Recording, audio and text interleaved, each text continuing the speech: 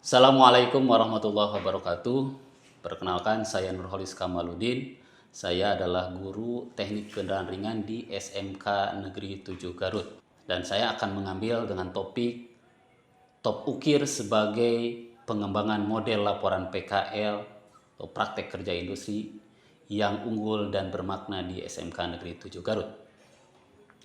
Perlu ketahui bahwa PKL memiliki peran penting dalam pendidikan vokasi, khususnya di SMK, yang berfungsi sebagai media pembelajaran anak atau siswa secara langsung di industri, serta menerapkan bagaimana pengetahuan praktis di sekolah dan direlevansikan, disinkronkan dengan dunia nyata atau dunia industri.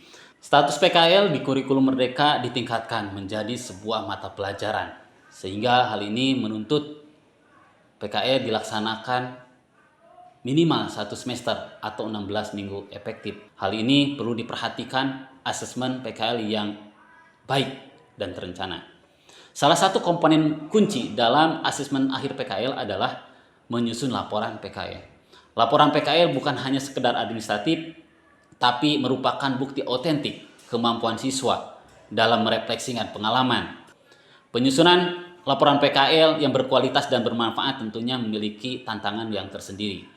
Oleh karena itu, kami dari SMK 7 Garut mencoba membuat inisiatif dan inovasi dalam pengembangan model laporan PKL, yaitu Top Ukir sebagai best practice.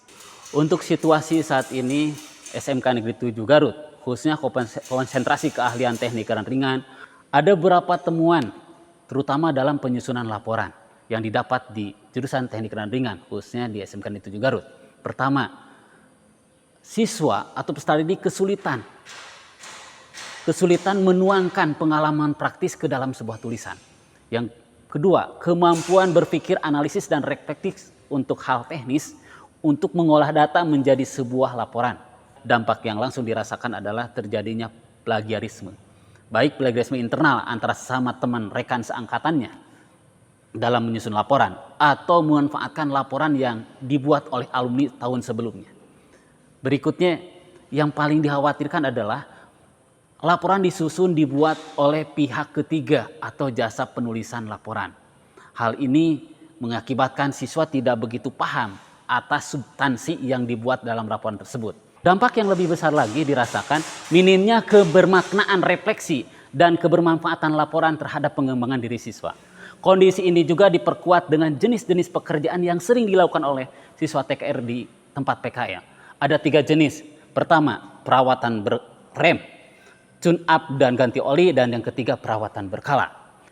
Berikutnya, laporan tertulis pada hasil penilaian didapat memiliki predikat cukup untuk laporan tertulis, sedangkan untuk proyek dan unjuk kerta memiliki predikat sangat baik. Oleh karena itu, saya sebagai Ketua Kompetensi Keahlian Teknik Kendaraan di SMK 7 Garut memiliki peran penting dalam menjamin kualitas pelaksanaan PKL serta kualitas laporan yang dihasilkan oleh siswa. Dengan itu, saya coba menginisiasi, membuat inovasi dalam membuat laporan dengan model Top Ukir. Laporan PKL Top Ukir itu adalah transformatif, objektif, proaktif, unjuk kompetensi, integratif, dan relevan. Tantangan yang dihadapi terkait penyusunan laporan dilihat dari sisi siswa. Satu, siswa kesulitan mentransformasikan pengalaman menjadi narasi tertulis. Yang kedua, dibutuhkan atau tuntutan keaktifan dan kejujuran tinggi dalam menyusun laporan, khususnya laporan berbasis unjuk kerja dan proyek. Kebutuhan untuk memastikan autentisitas dan relevansi bukti laporan. Yang berikutnya, perlunya kecakapan digital dalam mendokumentasikan proyek. Yang kelima, perlunya penyesuaian pembuatan laporan PKL dari tahun-tahun sebelumnya. Dari sisi guru tentunya ada tantangan tersendiri. Pertama, kemampuan membimbing tertulis dan teknis. Yang kedua, harus mampu berkolaborasi dengan guru lain. Yang ketiga, mampu menganalisis elemen dan capaian pembelajaran PKL sesuai dengan pengalaman praktek anak di bengkel atau di industri. Yang kelima, guru harus mampu melakukan penilaian dengan laporan yang beragam, sehingga itu menjadi tuntutan bagi guru. Pada tahapan aksi dalam pelaksanaan PKL ada beberapa tahap pelaksanaan PKL yang dilalui. Pertama, ada tahapan persiapan atau perencanaan. Yang kedua, ada tahap pelaksanaan. Yang ketiga, ada tahapan evaluasi atau asesmen PKL. Setelah selesai PKL, ada proses di tahapan terakhir, yaitu tahapan evaluasi dan asesmen. Di mana di tahapan ini semua siswa yang selesai PKL harus menyusun laporan dan akan dievaluasi oleh tim penilai, khususnya dalam evaluasi akhir PKL melalui laporan dan jurnal harian. Model laporan PKL sebelumnya berupa laporan tertulis dengan sistematika terstandar. Sebagai inovasi, mulai tahun 2023 sampai 2024, khususnya di konsentrasi keahlian teknik dan ringan, dikembangkan model laporan PKL top ukir, transformatif, objektif, proaktif, unjuk kompetensi, integratif, dan relevan. Ada 3 jenis yang dikembangkan dalam menyusun laporan model top ukir. Pertama, ada laporan PKL berbasis unjuk kerja. Yang kedua, ada laporan PKL berbasis proyek individu, dan ketiga adalah laporan PKL berbasis proyek kelompok. Jenis-jenis laporan PKL yang diterapkan di SMK 7 Garut. Pertama, ada model konvensional, yaitu laporan tertulis. Yang kedua adalah merupakan laporan model top ukir, yaitu laporan unjuk kerja. Yang ketiga ada laporan proyek individu. Ini merupakan laporan model top ukir yang kedua. Yang ketiga ada laporan proyek kelompok. Ini model laporan top ukir, laporan PKL model top ukir yang ketiga, laporan proyek kelompok, di mana siswa dituntut untuk berkolaborasi baik dengan rekannya sama konsentrasi keahlian atau dengan lintas konsentrasi keahlian. Masuk pada tahapan refleksi. Proses pendampingan, bimbingan, dan penilaian laporan PKL dengan model laporan PKL top ukir memberikan dampak positif kepada siswa. Dampak tersebut diantaranya adalah peningkatan tanggung jawab dan kesadaran siswa terhadap lapornya secara mandiri sebagai wujud dimensi profil lulusan. Yang kedua, ada peningkatan frekuensi bimbingan, konsultasi dengan guru pembimbing ataupun dengan pembimbing industri.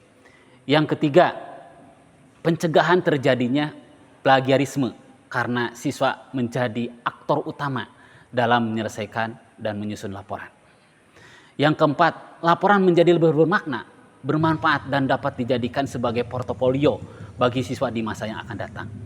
Hal ini menunjukkan bahwa model laporan PKL top ukir memberikan bekas yang bermakna atau ukir dan menghasilkan karya yang unggul atau top.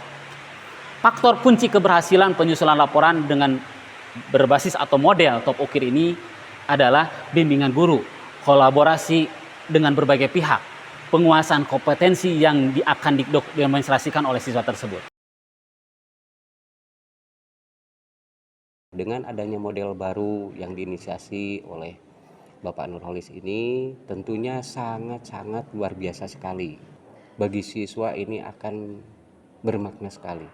Sebagai bekal nanti kemudian suatu saat nanti apabila mereka lulus dari SMK Negeri 7 Garut. Sebagai pilot project di jurusan TKR yang dipelopori oleh guru TKR yaitu Pak Nurholis Kamaludin, beliau sudah menjalankan apa itu top ukir ya.